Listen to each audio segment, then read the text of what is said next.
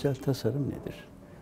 Bizim müşterimiz geldiği zaman biz önce şunu soruyoruz. Ne istiyorsunuz? Nasıl bir projeniz var? Bakıyorsunuz birinci derecede tarihi esere sahip bir hanımefendi geliyor. Diyor ki ben bir konakta oturuyorum, yalıda oturuyorum ama bu tarihi eser. Burada biz bazı parçaların değişmesini istiyoruz.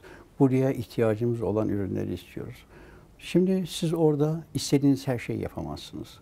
O kalıbın içinde hareket edeceksiniz. O kalıbın içinde onların ihtiyacı olan kanepeleri, gardıropları veya sehpaları veya berjerleri ihtiyaç neyse onu yapacaksınız. Şimdi tarz ona uygun olacak. Ona uygun proje yapacaksınız. Yani kişiye özel, mekana özel proje olacak. Ve öbür taraftan bakıyorsunuz, başka bir müşteri geliyor. Diyor ki benim bir restoranım var ama girişte bir fuaye, bir lobi rahat olmalı. Randevusunu bekleyen müşterilerimiz orada rahat etmeli. Ona uygun özel çalışmalar, ufak köşeler, kanepeler, koltuklar yapıyorsunuz. Veya başka bir müşterimiz geliyor, diyor ki işte benim büyük bir salonum var. Burada ben farklı kanepeler istiyorum, büyük kanepeler istiyorum, rahat olsun.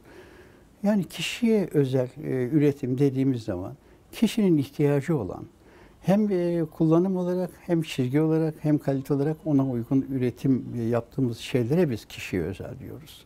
Yani standart olmayan, kişinin ihtiyacı olan şeyler, çizgiler, kişinin ihtiyacı olan mobilyalar.